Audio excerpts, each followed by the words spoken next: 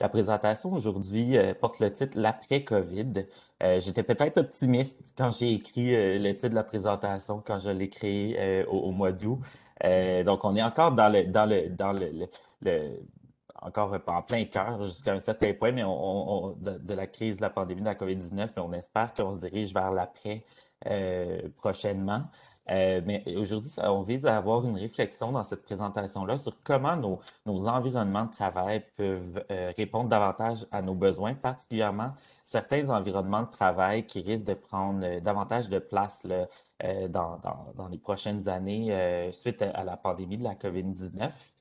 L'angle à travers lequel j'aborde les questions d'environnement de travail qui répondent à nos besoins, c'est beaucoup la question, l'angle de la santé mentale qui m'intéresse et du bien-être des travailleurs et des travailleuses.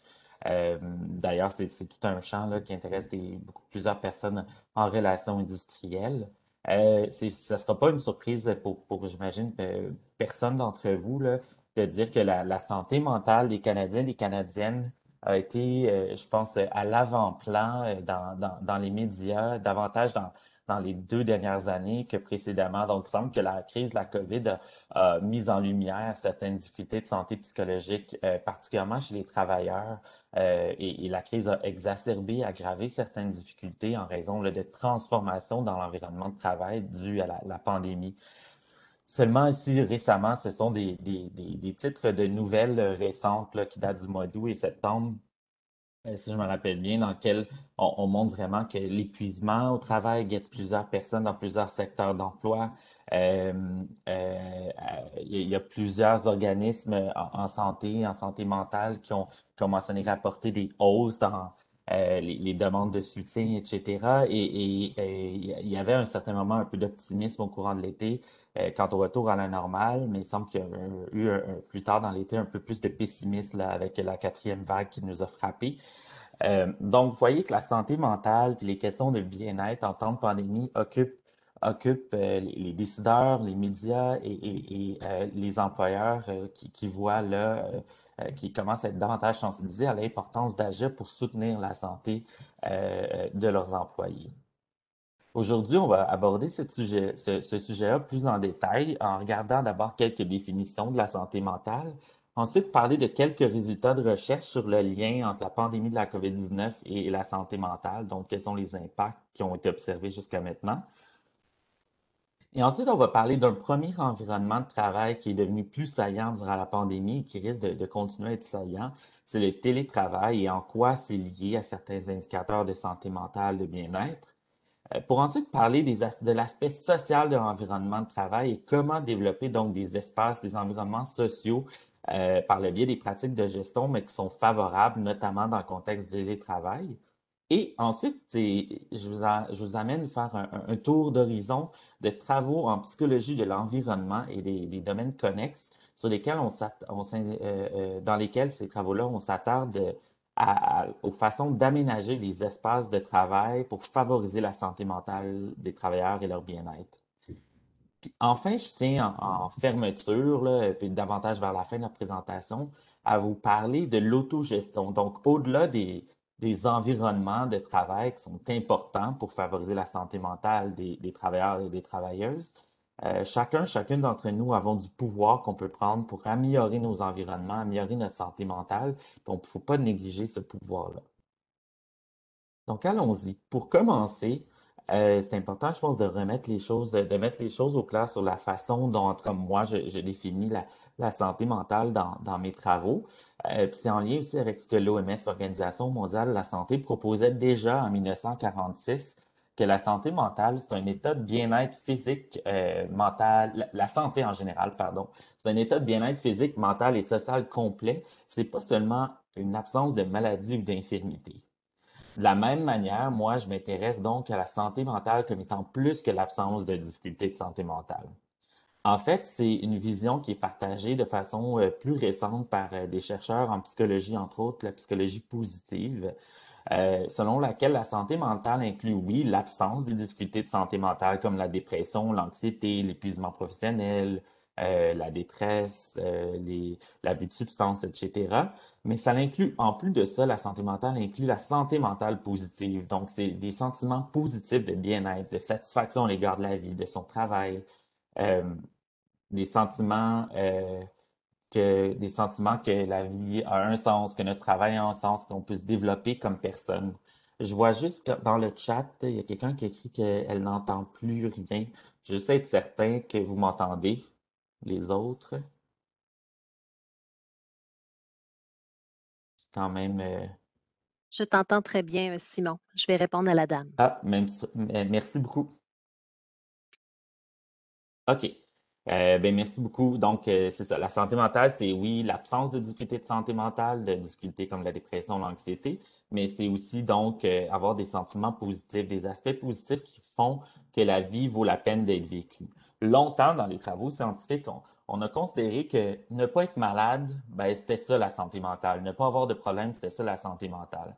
Mais ce qu'on se rend compte, c'est que c'est bien plus que ça et qu'il faut avoir aussi des sentiments de sens à sa vie, de croître comme personne afin d'avoir une vie épanouie. Puis c'est ça la santé mentale au total.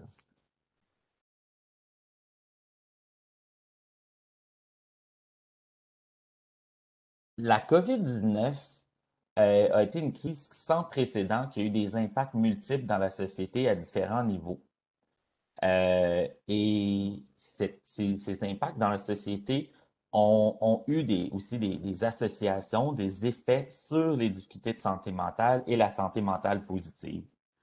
Donc, il faut voir la crise de la COVID-19 comme étant une crise qui a amené beaucoup de stresseurs à différents niveaux. Par exemple, la peur liée au virus, l'isolement social qui a accompagné la pandémie, le confinement, le partage qui a été forcé là, de l'espace à la maison.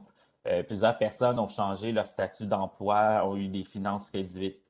Le télétravail, le technostress. Technostress, c'est le stress engendré par l'utilisation massive des technologies et finalement, l'incertitude par rapport à la suite de la crise. Ben, on a mené plusieurs travaux, puis il y a d'autres chercheurs aussi qui l'ont fait au cours des 2 dernières années. On s'est rendu compte que ces facteurs-là ont contribué ou en tout cas sont associés avec des difficultés de santé mentale positives, des difficultés de santé mentale comme l'anxiété et la dépression, mais aussi à un niveau moindre de santé mentale positive, donc moins de bien-être, de satisfaction à l'égard de la vie, de son travail. Il semble donc que vraiment la COVID a eu un impact important, puis qu'il faut prendre ça en compte dans le travail actuellement, mais aussi dans les prochaines années. J'espère que vous m'entendez bien. Puis sinon, ben, vous pourrez poser aussi vos questions. Je suis désolé il y a un problème. Euh, on a mené une étude auprès de plus de 2000 employés, travailleurs, travailleuses, en fait, à l'automne dernier, donc en octobre-novembre dernier. Et ce qu'on voyait, si vous voyez les résultats à l'écran, c'est qu'avec une mesure d'anxiété généralisée, donc être anxieux dans sa vie en général, on voyait qu'il y avait une grande proportion de participants à l'étude qui rapportaient vivre un niveau élevé d'anxiété généralisée au-delà d'un seuil clinique. Donc, en jaune plus foncé, vous voyez, chez les jeunes travailleurs de 18 à 29 ans, c'était majeur, là. Plus du tiers vivait ce genre de difficultés-là. C'est 2 à 3 fois le plus élevé qu'en temps normal, selon certaines données comparatives, là. Donc, il y a vraiment quelque chose qui se passait à ce niveau-là, particulièrement chez les jeunes. On s'est intéressé à savoir le télétravail étant comme un nouveau mode de travail, ou en tout cas qui a été popularisé davantage là, de manière forcée durant la pandémie. Est-ce qu'il y a une association entre le temps passé en télétravail et des indicateurs de santé mentale? Ce qu'on a vu, c'est que globalement, dans notre étude, le pourcentage de temps passé en télétravail était peu lié aux indicateurs de santé mentale. Mais par contre, il y avait quelques associations là, dans nos travaux préliminaires. On s'est rendu compte que les personnes qui passaient davantage de temps en télétravail vivaient moins de culpabilité envers leur famille. Donc, ils se sentaient moins coupables de travailler des fois puis de passer moins de temps avec leur famille, moins de conflits de travail-famille qui entrent en contradiction l'un avec l'autre, avaient plus de latitude décisionnelle, percevaient avoir plus d'autonomie dans leur travail. Donc, ça semble être des aspects bénéfiques qui, on sait, pourraient, selon d'autres études, être associés quand même à des impacts éventuels positifs sur la santé mentale. Il y avait aussi des aspects négatifs. On a vu que les gens qui passaient plus de temps en télétravail disaient avoir moins de plaisir dans les relations avec les collègues, et sentiment d'être moins proche de collègues ou de clients. Donc, il semble que les aspects qui pourraient être plus négativement affectés par le temps passé en télétravail, c'est vraiment les aspects là, relationnels. Ça rejoint d'ailleurs une étude qui a été faite avant la pandémie, mais qui est basée sur une analyse de plusieurs autres études. Donc, c'est une étude avec un haut niveau de rigueur, de fiabilité. C'est une étude dans laquelle on a regardé le télétravail hybride. En fait, le télétravail hybride, c'est simplement l'idée d'être en télétravail une partie de la semaine et ou une partie de notre temps de travail et d'aller au bureau le reste du temps. Il semble d'ailleurs qu'avec la fin de la pandémie, vous voyez ce résultat-là à gauche, une étude ou une enquête récente suggère qu'il y a à peu près plus de 50% des employeurs qui favorisent présentement le télétravail hybride. Donc, ça devient quelque chose qui semble populaire et on peut croire que ça va être là pour rester. Donc, le télétravail hybride, qu'en est-il par rapport à l'impact sur les relations avec les collègues? Ce qu'on s'est rendu compte, c'est que généralement, le télétravail, dans cette étude-là aussi, là, était associé à plus d'autonomie, moins de conciliation travail-famille, donc des aspects positifs. Par contre, on voyait que lorsque les travailleurs étaient en télétravail plus de 2,5 jours par semaine, donc plus de la moitié du temps, il ou elle rapportait de moins bonnes relations avec les collègues.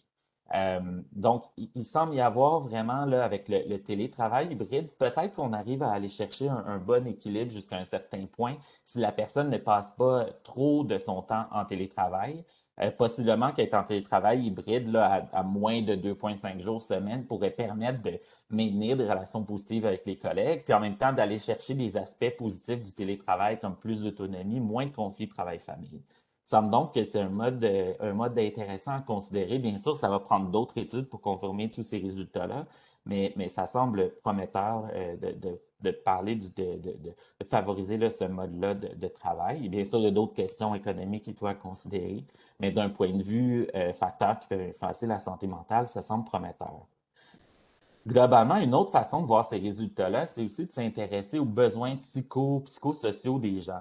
Il existe, selon de nombreux travaux en psychologie, il existerait trois besoins humains fondamentaux que les environnements sociaux, physiques devraient soutenir pour que les personnes vivent du bien-être et soient motivées dans leur travail.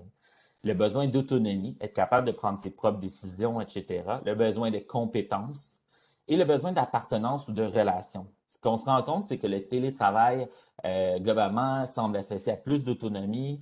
Les gens, globalement, semblent se sentir compétents, sauf lorsqu'il y a, selon notre étude, lorsqu'il y a des enjeux technologiques, des nouvelles technologies à apprivoiser, qu'il y a un sentiment des fois de compétence amoindrie. L'importance étant là d'apporter du soutien technique adéquat, de la formation. Mais finalement, c'est vraiment l'appartenance dans le télétravail qui semble poser problème lorsque le télétravail est à temps plein. L'appartenance, les relations avec les collègues semblent être affectées. D'où ici, donc, avec cette lentille-là des trois besoins, on peut voir que le télétravail hybride pourrait possiblement arriver à quelque chose qui permette un certain équilibre.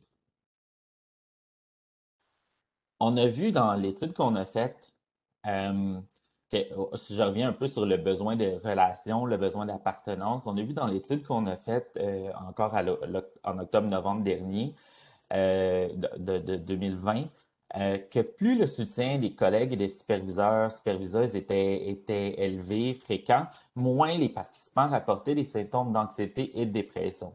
Ça montre l'impact des relations sociales au travail. D'ailleurs, les travaux en psychologie, psychologie positive, entre autres, montrent que le soutien social dans la vie, c'est un des facteurs les plus prédictifs du bien-être, de la satisfaction à l'égard de sa vie, etc., et de son travail aussi. Il y a plusieurs études sur le sujet.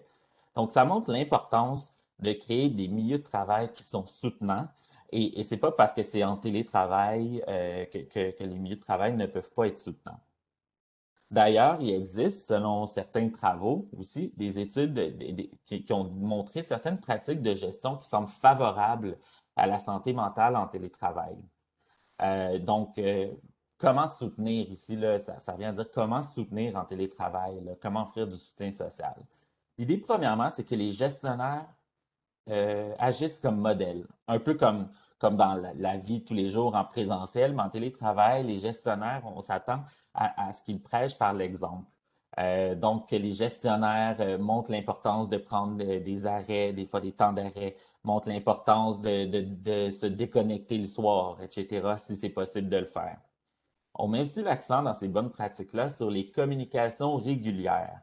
Donc, s'assurer, comme on pourrait le faire en milieu de travail en présentiel, s'assurer que les travailleurs et les travailleuses puissent parler de façon régulière avec leur superviseur, avoir entre autres des entretiens de carrière pour parler des opportunités de développement, des buts de carrière futurs. Donc, s'assurer que le soutien est quand même présent malgré que c'est à distance. On parle beaucoup, vous avez peut-être suivi les travaux, pas les travaux, mais les discussions au point de vue sociétal sur le droit à la déconnexion. En France, c'est quelque chose qui est écrit dans la loi, donc les travailleurs ont le droit, les employeurs ne peuvent pas s'attendre à ce qu'ils soient connectés le soir sur les technologies liées au travail. Ici, ce droit-là n'est pas encore dans la loi, d'après ce que je comprends là, au stade actuel, malgré qu'il y a toujours des changements là, au point de vue législatif. Mais l'idée, c'est que, bon, à défaut d'avoir une loi, c'est que les gestionnaires puissent communiquer des attentes claires par rapport aux heures de travail, à l'utilisation attendue des technologies pour éviter la confusion, euh, éviter que les employés se créent leurs propres attentes ou croient que les gestionnaires s'attendent à ceci alors que c'est pas la réalité. Finalement, un peu comme la bonne vieille machine à café en présentiel, il y a des auteurs qui suggèrent l'idée d'avoir des groupes virtuels de collègues, un peu comme la machine à café qui permettait informellement d'aller se rencontrer, prendre une petite pause, parler, recevoir, échanger du soutien avec les collègues. Il y a des personnes autour de moi d'ailleurs qui l'ont essayé, qui se font des genres de groupes virtuels le matin sur Teams ou sur Zoom ou d'autres plateformes numériques, un 15 minutes où les gens peuvent aller venir puis venir jaser de tout, peut-être même sauf du travail. Et il semble là, vraiment qu'au point de vue du soutien social, ça c'est vraiment important de maintenir ces relations-là. Donc voilà, c'était quelques pistes pour vraiment favoriser le soutien social malgré le télétravail, pour vraiment stimuler les relations comme en présentiel, on peut le faire. Mais c'est sûr que le télétravail hybride offre aussi, comme on l'a enseigné plus tôt, un certain équilibre et peut permettre là, de maintenir les relations en présentiel aussi. On a beaucoup parlé, donc, beaucoup dans les quelques dernières minutes, j'ai surtout discuté de l'environnement social du travail. L'environnement social du travail, donc, c'est ce que j'ai beaucoup parlé du soutien des personnes dans l'environnement de travail, que ce soit en virtuel ou en présentiel. Mais un aspect aussi important pour la santé, bien sûr, physique, mais aussi la santé mentale, c'est le design de l'environnement physique du travail.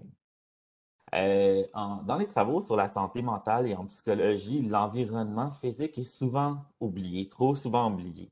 L'accent est beaucoup en psychologie, en santé mentale, sur les relations avec les autres, ce qui se passe dans la tête de la personne, mais on oublie souvent de parler de l'environnement physique. Par contre, c'est quand même paradoxal parce qu'au quotidien, vous pouvez peut-être y réfléchir, là, mais on est toujours en contact avec un environnement physique à tout moment. On peut pas échapper à l'environnement physique. Il n'y a aucun moment où on n'est pas en contact avec cet environnement-là. Mais par contre, c'est pas tout le monde qui est très, très conscient de ce qui se passe dans son environnement. Et ce qu'on se rend compte parfois, si on s'arrête pour y réfléchir, c'est que cet environnement-là peut influencer notre bien-être, notre santé mentale, même sans qu'on en soit très conscient. Et il y a plusieurs travaux, donc, en psychologie de l'environnement, en architecture, en ergonomie et dans d'autres domaines connexes qui ont étudié ces questions-là. Un modèle qui m'intéresse beaucoup et que j'utilise dans mes travaux, c'est le modèle du potentiel psycho-environnemental. L'idée de base de ce modèle-là, c'est que une relation personne-environnement, donc la relation entre l'individu, le travailleur, dans le cas qui nous occupe, puis son environnement de travail, elle est optimale lorsque l'environnement physique est congruent ou satisfait, est adéquat pour les besoins de la personne. Et l'idée, c'est de reconnaître que différentes personnes ont différents besoins, puis à différents moments de leur journée, des tâches qu'ils ont à faire au travail, ces besoins-là peuvent évoluer. Et l'environnement physique, pour qu'il soit promoteur de bien-être, de santé mentale, devrait viser à satisfaire ces besoins-là. Il y a 6 grandes catégories de besoins dits psycho-environnementaux selon le modèle du potentiel psycho-environnemental. Ces besoins-là ont été développés, la liste là, par Steele en 1973, mais il y a d'autres chercheurs, dont Jutra et d'autres collègues aussi, là, qui ont fait avancer le modèle. L'idée, c'est que ces 6 besoins-là, s'ils sont satisfaits, peuvent vraiment faciliter, favoriser le bien-être, la santé mentale aussi, et certains aspects de la santé physique. Dans les quelques diapositives qui suivent, on va passer en revue chacun de ces besoins-là en se questionnant sur comment en post-COVID, notre environnement, que ce soit en télétravail, etc., comment notre environnement pourrait mieux soutenir ces besoins-là, puis l'impact de ces besoins-là sur notre santé mentale. Ce qui est intéressant à savoir, ben, c'est ça, c'est que même il y a des études qui ont mesuré la satisfaction de ces besoins-là, puis on s'est rendu compte que plus les besoins étaient perçus comme étant satisfaits par les individus, plus ils étaient associés à certains indicateurs positifs de bien-être ou de santé mentale. Avant de commencer à vous décrire les besoins un par un, je vous invite à prendre peut-être 2-3 minutes si vous voulez. Je vais vous donner 2 minutes top chrono pour remplir de votre côté ce petit questionnaire-là sur votre environnement de travail. Pensez à l'environnement de travail dans lequel vous travaillez plus souvent dans le contexte actuel de votre vie. Prenez en compte votre poste de travail, mais peut-être d'autres espaces là, que vous fréquentez lorsque vous êtes en mode travail. Ça peut être à la maison ou en présentiel si vous êtes pas en télétravail à la maison. Je vous invite à remplir ces questions-là suite à la présentation. Si vous additionnez les scores là, en donnant des points de 1 à 5 pour chaque réponse, vous devriez obtenir un score donc, qui va de 7 à 35. Plus le score est élevé, plus il est proche donc de 35, plus l'environnement satisfait les besoins psycho-environnementaux et plus ça devrait contribuer là, donc à votre santé mentale, à votre bien-être. Et plus les bas ou s'il est plus neutre, donc il y a plus d'enjeux peut-être à travailler. On va passer en revue, en fait, c'est chacun des énoncés. Chaque item correspond à un des besoins psycho-environnementaux. Il y a 6 besoins, mais il y a un item qui est couvert par 2 besoins. On va les passer en revue. Puis bon, j'espère que ça vous a fait réfléchir, puis vous pourrez aussi là, peut-être continuer votre réflexion à ce niveau-là. Le premier besoin, c'est refuge et sécurité ou abri et sécurité. Ça inclut vraiment l'idée que notre environnement offre un refuge au plan physique, donc absence de risque de maladie ou d'accident, puis qu'on est à l'abri des intempéries, des éléments de la nature. Donc, ça peut inclure la température qui est trop élevée, trop froide. Bon, ça peut être des dégâts d'eau ou d'autres éléments de la nature comme ça. Mais aussi tout l'aspect refuge psychologique. Quand on pense à environnement de travail, c'est pas nécessairement ça qui nous vient en tête, mais quand on pense à une maison, par exemple, puis il y a beaucoup l'idée de refuge, d'avoir son petit cocon, mais les travaux en psychologie montrent que c'est important qu'un environnement comme ça soit disponible et on peut quand même créer un certain sentiment de refuge et d'être à l'abri des intrusions, etc., dans un environnement de travail. Bien sûr, dans le contexte de la COVID-19, ce besoin-là prend vraiment tout son sens aussi en raison de la sécurité liée à la santé et aux mesures sanitaires. Vous voyez une photo à l'Université Laval.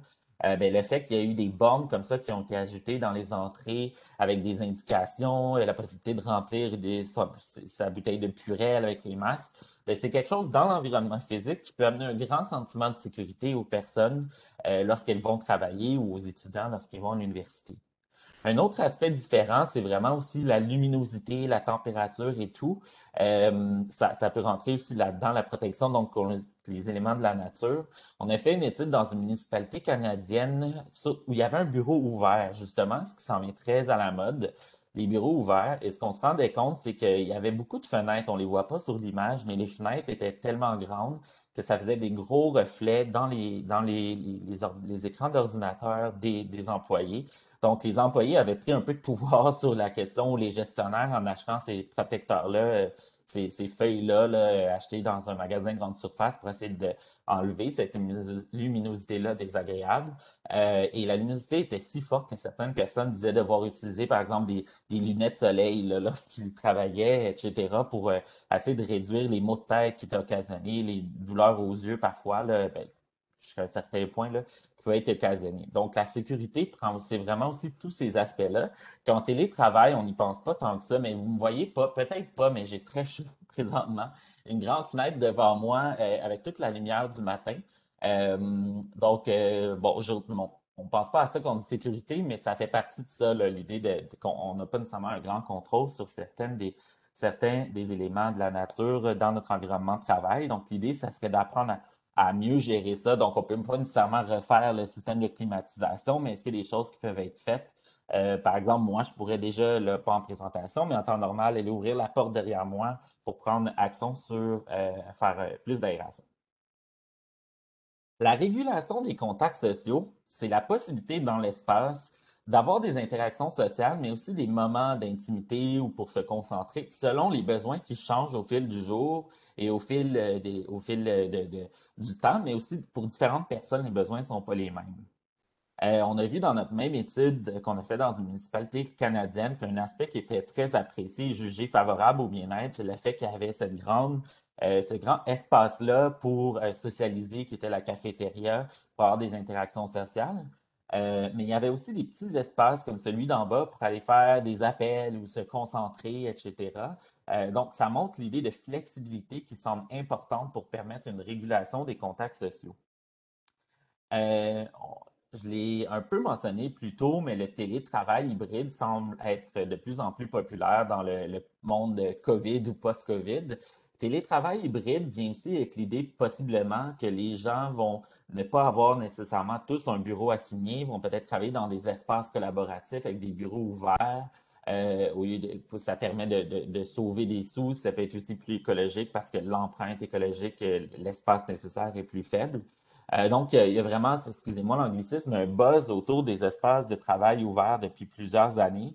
Mais avec la pandémie, ça risque d'être amplifié. Il y a eu des études qui ont été faites d'ailleurs. Quels sont les impacts de ces espaces-là en termes de régulation des contacts sociaux? Mais probablement, on voit dans les études que les gens qui travaillent dans ces espaces-là rapportent des aspects positifs qui risquent d'influencer positivement leur santé mentale, la collaboration facilitée, l'établissement de buts partagés avec les autres personnes. Par contre, ça ressort, et c'est ressorti dans notre étude aussi, euh, dont j'ai parlé il y a quelques instants, que souvent, des problématiques au niveau du manque d'intimité, d'intrusion perçue, mais aussi de surcharge cognitive, donc la quantité d'informations visuelles, auditives et aussi sociales là, qui nous parviennent peuvent créer une surcharge au point de vue mental. Et c'est associé dans plusieurs études à des insatisfactions. Ce qu'on se rend compte, c'est que les petits espaces, une piste de solution dans les bureaux avec espace ouvert, c'est qu'il y a vraiment des petits espaces disponibles, un peu comme sur la diapositive précédente, où les personnes peuvent aller se réfugier pour aller travailler plus calmement, se mettre à l'abri un peu de la surcharge cognitive. Et l'humain étant aussi adaptatif et résilient, il y a aussi des gens qui rapportent, dans l'étude qu'on a faite d'ailleurs, avoir développé leur propre mécanisme pour gérer cette surcharge-là et créer plus d'intimité aux besoins. L'idée de mettre ses écouteurs sur les oreilles pour signaler aux autres, parlez-moi pas, j'écoute de la musique, ben, c'est aussi une autre solution bon, qui n'est pas nécessairement pérenne et qui peut occasionner d'autres enjeux, mais ça peut être une piste de solution aussi. En télétravail, évidemment, à la maison, il y a aussi plein de défis associés à la régulation des contacts sociaux. Ce qu'on se rend compte, c'est que durant la pandémie de la COVID-19, c'est une enquête qui a été faite à l'international. On a demandé à des gens est-ce qu'ils avaient développé des nouvelles difficultés de santé physique ou mentale suite à au passage en télétravail. On étant pas moi, là, les chercheurs. Et on a associé ça à différents facteurs. Ce qu'on s'est rendu compte dans l'étude, c'est que les gens qui rapportaient depuis le passage en télétravail distraits dans leur espace de travail à la maison par des distractions, des personnes, etc., des téléphones, etc., quelqu'un qui cogne à la porte, rapportait vivre davantage de nouvelles difficultés de santé physique ou mentale suite au passage en télétravail. Et le fait de ne pas avoir d'espace dédié au travail dans la maison était aussi associé à davantage de ce genre de nouvelles difficultés suite au passage en télétravail. Il semble donc vraiment que c'est important et c'est pas nécessairement rien de renversant comme révélation, mais on se rend compte que c'est associé statistiquement dans des recherches sérieuses à des défis à la santé mentale, ce genre de situation-là. Donc, ça montre l'importance que nous, en tant qu'individus, on essaye d'aménager l'environnement de travail, mais aussi que les employeurs prennent ça en compte et soutiennent aussi peut-être l'adaptation des environnements avec des petits budgets ou des pistes de solutions, des formations sur comment améliorer son espace de travail à la maison. L'identification symbolique, c'est un autre des besoins psycho-environnementaux du modèle. C'est l'information transmise par le lieu de travail sur les occupants, sur l'organisation. Au point de vue psychologique, c'est aussi la possibilité de s'identifier à l'espace, dans l'espace qu'on occupe. Un peu comme sur la photo aussi, vous voyez des dessins d'enfants dans ce petit espace de travail-là, vous voyez d'autres images, des photos, peut-être des photos de famille. Bien, ce qu'on sait, c'est que ces aspects-là, qui ont une consonance identitaire, sont aussi importants pour la santé mentale, pour le bien-être. Un des enjeux, on a parlé tantôt des espaces de travail ouverts, de plus en plus aussi avec le télétravail hybride, etc. C'est possible qu'on ait donc des bureaux non dédiés, des bureaux pas individuels, puis qu'on change de bureau à chaque fois qu'on va dans un milieu de travail. L'enjeu par rapport à l'identification symbolique, ben, c'est qu'on se retrouve donc dans l'impossibilité de personnaliser notre espace. Ce qu'on voit dans les travaux, c'est que ça s'associe, c'est un des facteurs d'insatisfaction là, les plus importants dans les espaces avec des bureaux non dédiés. Les gens ne peuvent pas personnaliser l'espace, ne peuvent pas nécessairement amener leurs photos, amener leurs propres plantes, etc. Donc, ça nuit à l'attachement au lieu, à l'identification dans l'espace. Par contre, ce qu'on se rend compte dans certaines études, c'est qu'il y a quand même d'autres moyens d'exercer du contrôle. Au lieu de l'exercer un contrôle puis d'exercer de s'identifier dans l'espace avec la personnalisation, ce qu'on voit, c'est que dans les études, les gens mentionnent plutôt choisir les espaces où ils travaillent. Si les personnes ont le choix de se déplacer, d'aller dans une salle au gré de leurs besoins ou une autre salle en fonction de leur humeur, etc., bien, ça leur permet d'exercer du contrôle et le contrôle, c'est un des facteurs importants en santé mentale et en bien-être. Donc, la flexibilité, la possibilité d'exercer du contrôle pourrait un peu compenser pour l'impossibilité de personnaliser l'espace. L'instrumentalité liée à la tâche, ça, c'est un peu plus axé sur les aspects physiques. Est-ce que les équipements, l'arrangement de l'espace est fonctionnel? Est-ce qu'il est commode pour les tâches qu'on a à faire? En matière de télétravail, ce qu'on s'est rendu compte dans la même étude dont j'ai parlé plus tôt, c'est que les personnes qui rapportaient avoir globalement un espace de travail de bonne qualité euh, et rapportaient vivre moins de difficultés de santé mentale ou physique suite au passage en télétravail.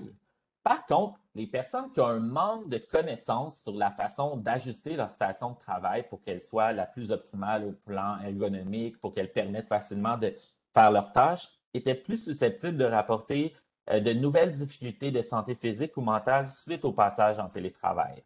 Ça montre donc l'importance pour les employeurs de fournir des services, de fournir de l'aide, de l'éducation sur l'ajustement de la situation de travail, de la station de travail au plan ergonomique. Je donne seulement un exemple. Je ne sais pas si certains d'entre vous sont membres du personnel de l'Université Laval, mais c'est seulement un exemple. Et il existe toute une panoplie de services pour les employés à l'université qui ont été développés et qui permettent, entre autres, aux employés de faire une auto-évaluation et de lire avec un guide sur la façon là, d'ajuster son environnement de travail, comment un environnement de travail devrait répondre aux besoins d'un plan ergonomique, etc. Donc, c'est une façon de soutenir là, la fonction instrumentalité liée à la tâche.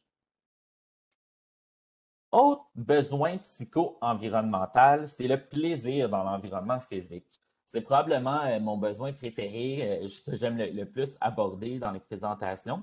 Le plaisir, c'est tout aspect qui fait que c'est plaisant d'être dans une pièce. Que ça amène c'est gratifiant, mais juste parce qu'on est dans l'environnement. Pas nécessairement à cause des personnes qui y sont, mais à cause vraiment de l'environnement en soi. Un des aspects qui est associé au plaisir et à des émotions positives dans les environnements physiques, c'est le design biophilique. Le design biophilique, c'est un design dans lequel on intègre des éléments naturels. La biophilie, c'est l'idée que les humains ont un besoin biologique de connexion avec la nature et que c'est favorable, la connexion avec la nature au plan physique, mental et social. Dès 1984, donc ça fait un bon moment, il y a eu des études qui se sont intéressées au contact avec la nature en lien avec des indicateurs de santé ou de bien-être. Ulrich a fait une étude où c'était des personnes qui se remettaient d'une opération dans un hôpital et il y avait des personnes qui avaient une vue sur la nature par la fenêtre et d'autres personnes qui avaient une vue par la fenêtre sur un mur de briques, donc un autre immeuble. Ce qu'on s'est rendu compte, c'est que les personnes qui avaient vu sur la nature étaient hospitalisées moins longtemps, donc se remettaient plus rapidement et qu'ils utilisaient moins de doses de sédatifs que les personnes qui avaient une vue sur un mur de briques. Donc, il semble vraiment que le contact, la connexion avec la nature a des impacts importants, donc même possiblement sur le système immunitaire, le rétablissement, etc. Une autre étude qui a été faite que j'ai trouvée assez intéressante, c'est une étude sur des classes pour des étudiants. Mais on peut penser que ça s'applique aussi jusqu'à un certain point aux environnements de travail. Vous voyez trois photos ici, c'est trois classes et on a vraiment mesuré là, différents aspects de la santé mentale des étudiants, des professeurs dans ces trois classes-là. La classe à gauche n'a pas d'éléments naturels, la classe du milieu a des plantes. La classe de droite, c'est assez subtil, la classe C. Il y a des petits pots avec des petites fleurs à droite. C'est pas très gros. Il y avait peut-être d'autres fleurs ailleurs dans l'espace. Mais ce qu'on se rend compte, c'est que dans la classe B et C, comparativement à la classe A, les étudiants, les élèves rapportaient vivre moins de stress et moins de plaintes liées à des problèmes de santé. Et c'est assez frappant pour moi, ce qui est plus, je trouve intéressant, c'est que même des petites choses comme des plantes ou même les petits pots de fleurs qui sont pas très gros, même les fleurs, je pense, si je me rappelle bien, aussi, il y avait les senteurs. Donc, c'est pas juste le visuel, mais aussi peut-être la senteur associée aux fleurs, etc. Même ces petites choses-là semblent pouvoir avoir un impact positif sur la santé mentale des gens. Qu'est-ce que le design biophilique? En fait, il peut prendre trois formes. Le premier, c'est euh, la nature dans l'espace. La nature dans l'espace, c'est quand on met vraiment un vrai élément naturel vivant. Une plante, mais on pourrait même penser à un animal, là, à la limite, mais bon, dans un bureau de travail, dans un bureau, c'était plus une plante. Donc, il y a vraiment un élément naturel vivant qui se trouve dans la pièce. Au milieu, on parle plutôt d'analogie de la nature. Donc, c'est une analogie, c'est pas un vrai élément vivant. Ça peut être une plante artificielle, ça peut être un motif, une image comme ça de feuillage, ça peut être un motif ou un tissu qui rappelle une matière naturelle, etc. Une forme qui rappelle la nature.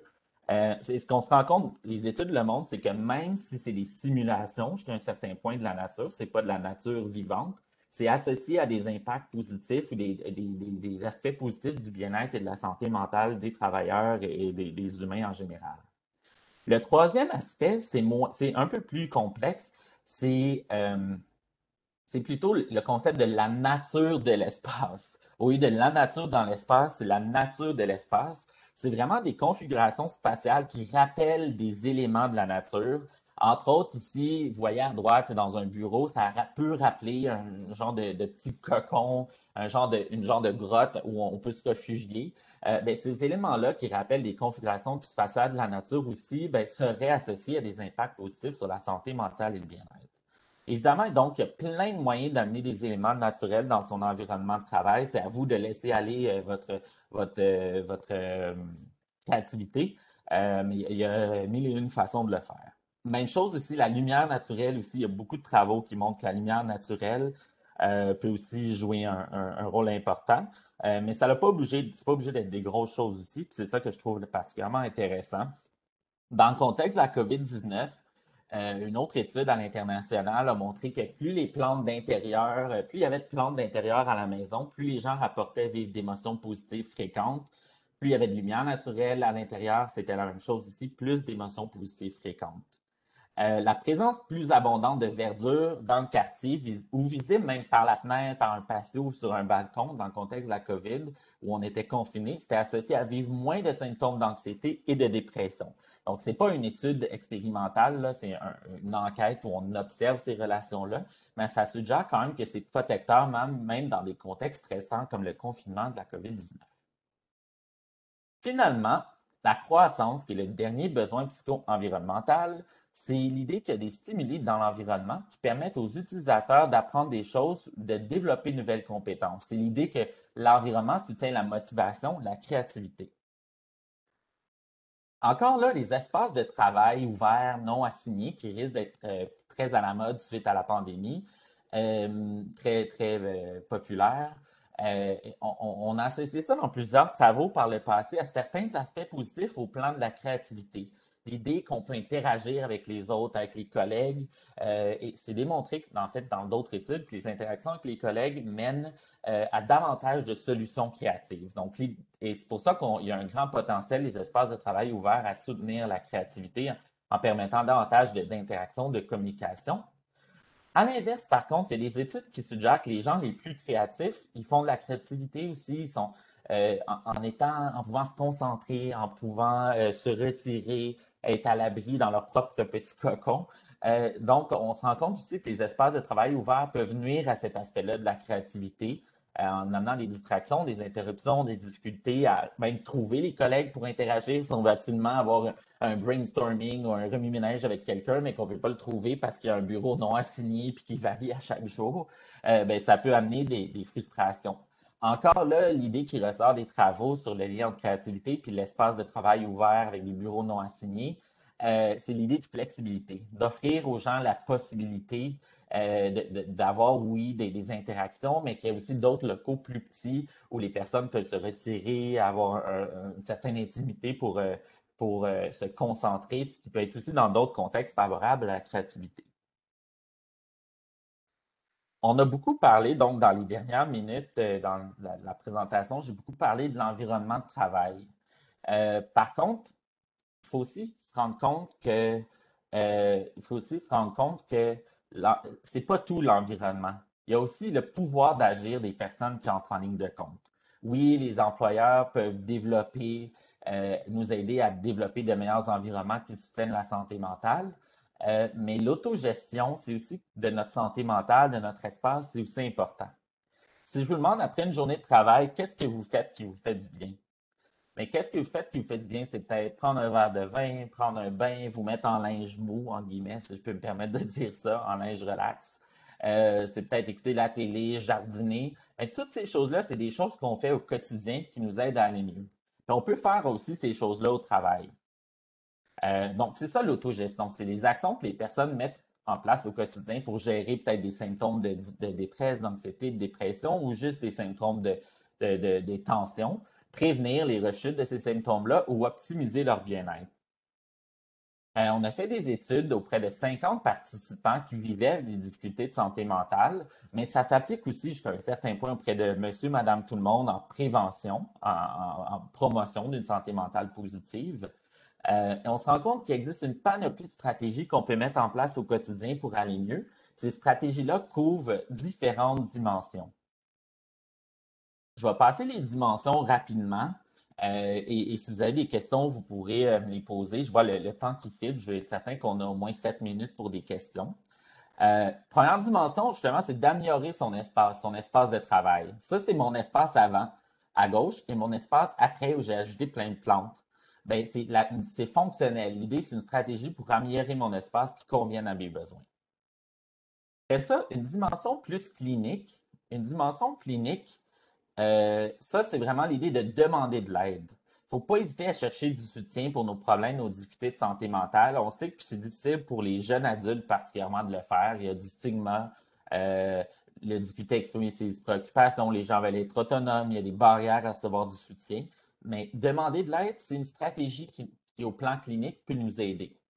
Puis il existe différentes ressources d'aide, puis parfois, il faut commencer avec une ressource avec laquelle on est le plus familière ou qui est un peu moins exigeante ou qui est moins angoissante, comme peut-être parler à une personne ou un groupe en ligne, etc.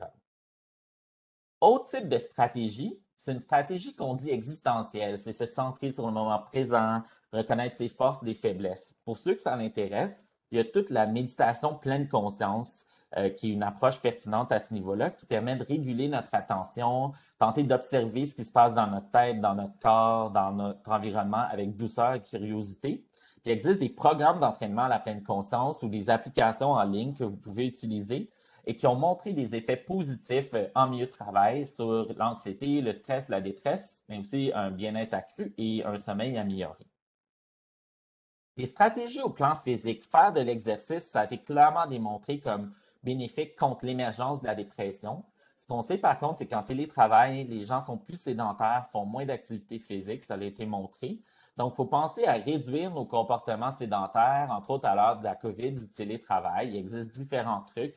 essayer de bouger plus souvent en réunion, au téléphone. Peut-être on peut prendre des marches. Bouger pendant les moments d'attente, pendant qu'on se fait bouillir de l'eau, ben, essayer pour se faire un café ou se faire un thé. Travailler debout, des stations de travail debout. On peut se mettre des signes, des rappels. Il existe un truc qui s'appelle Pomodoro, la technique Pomodoro, si vous cherchez ça sur Google. Après 25 minutes, ça nous force à prendre une pause de 5 minutes. Donc, se lever pendant cette pause-là de 5 minutes, etc. Finalement, les stratégies sociales, c'est des choses qu'on peut faire pour améliorer notre santé mentale, mais qui est axée sur le social. Passer du temps avec les autres, offrir ou recevoir du soutien. On sait que le bénévolat, l'appartenance à une communauté, recevoir, offrir du soutien social, c'est quelque chose de bénéfique à la santé mentale. Euh, Notamment, recevoir du soutien, c'est clair, mais on a vu dans les études récentes que même donner du soutien social en milieu de travail a des impacts sur certains indicateurs physiologiques de stress, certains indicateurs au niveau physique qui suggèrent que le stress est réduit lorsqu'on donne du soutien social à des collègues en milieu de travail. Donc, je vous invite dans les prochains jours à développer votre plan d'autogestion. Qu'est-ce que vous pouvez faire pour aller mieux, pour promouvoir votre bien-être dans ce nouveau contexte-là qui s'en va vers la fin de la pandémie, on espère. Commencez par ce qui fonctionne déjà. Si vous demandez de l'aide ou si vous offrez de l'aide à quelqu'un qui développe un plan d'autogestion, accompagnez-le sans rien imposer. Cultiver l'espoir et la prise de pouvoir, permettre aux personnes de décider ce qui est utile pour eux, puis reconnaître que c'est dynamique. Ce qui est utile aujourd'hui va peut-être pas être utile demain, donc il faut sans cesse un peu revoir notre plan, puis changer en fonction de ce qui nous intéresse, ce qui est le plus pertinent. Il existe des outils de soutien à l'autogestion qui peuvent vous être utiles. Si vous cherchez à aller mieux à ma façon, c'est un outil en ligne qui peut vous aider. Finalement, je vous laisse sur ça, je vous promets. J'arrête de parler, c'est quelle sera votre recette d'autogestion cet automne? Prenez quelques minutes après la présentation, pensez à une chose que vous pourriez faire pour que votre environnement de travail réponde davantage à vos besoins. Peut-être l'environnement physique ou l'environnement social, demander de l'aide peut-être. Quelle stratégie d'autogestion nouvelle aimeriez-vous essayer ou réessayer? Qu'est-ce que vous pourriez faire, une petite chose que vous pourriez faire dans votre quotidien pour optimiser votre bien-être? Puis finalement, une chose que vous pourriez faire pour soutenir un ou une collègue dans l'optimisation de leur santé mentale. Vous êtes l'expert ou l'experte de votre santé mentale. C'est pourquoi c'est à vous de prendre ce temps de réflexion-là. Il faut voir ça un peu comme une opportunité de développer un environnement de travail, une vie quotidienne qui corresponde mieux à nos besoins puis qui optimise notre bien-être. En gros, je termine en disant que la santé mentale puis les environnements sociaux et physiques du travail, c'est donc des responsabilités partagées. Les employeurs, les organisations ont un rôle à jouer, mais nous aussi, on peut prendre du pouvoir sur la situation sans évidemment se blâmer. Le but n'est pas de blâmer les gens qui ont eu des difficultés, etc., mais de vraiment voir qu'on peut travailler main dans la main, les individus et les organisations. Merci beaucoup. Alors, nous avons déjà une question qui vient d'entrer. Vous avez mentionné que la santé mentale inclut à la fois les difficultés de santé mentale et la santé mentale positive. L'un n'est-il pas simplement l'inverse de l'autre? Ben, c'est ça que les travaux suggéraient. Ben, les gens avaient tendance à voir ça de cette façon-là avant. Bon, si on n'est pas déprimé, bon, on doit bien aller. Puis on pense quand même à ça encore, malgré qu'on pense qu'on a évolué, mais si je vous demande comment ça va ces jours-ci, ben souvent on se sent pas nécessairement à l'aise de dire qu'on va mal. Et si on n'a pas de dépression, si on n'est pas anxieux, bon, on va dire ça va, ok, c'est correct. Mais on pense pas tant que ça à l'optimisation de notre bien-être, notre satisfaction de vie, le sens dans notre vie, le sens dans notre travail aussi.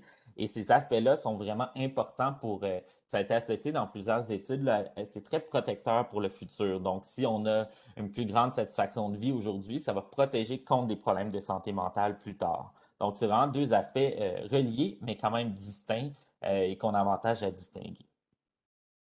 Dans le questionnaire, il a été suggéré d'additionner le pointage. Je me demandais donc, y a-t-il des niveaux de risque associés au pointage? Par exemple, à risque si on est en dessous de 20. Ouais, je vais revenir. Bon, parfait, vous devriez le voir présentement. Ben, c'est sûr que c'est un questionnaire assez récent, donc on n'a pas encore de normes qui nous permettent d'établir un niveau de risque là, en tant que tel.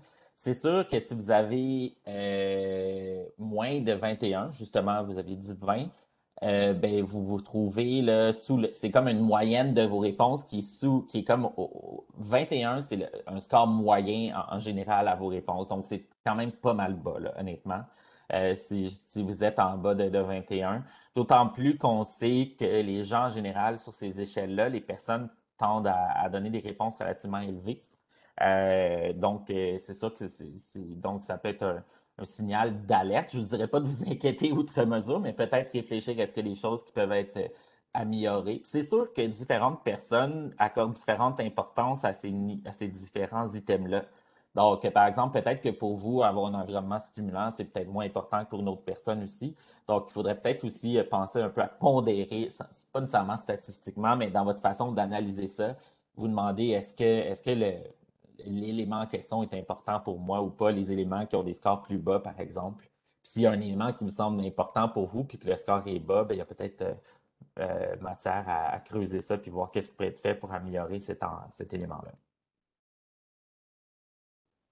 J'ai juste mentionné que j'ai l'honneur aussi de diriger la chaire de recherche relief en santé mentale, autogestion au travail propulsée par Beneva, où on s'intéresse à différents aspects du travail.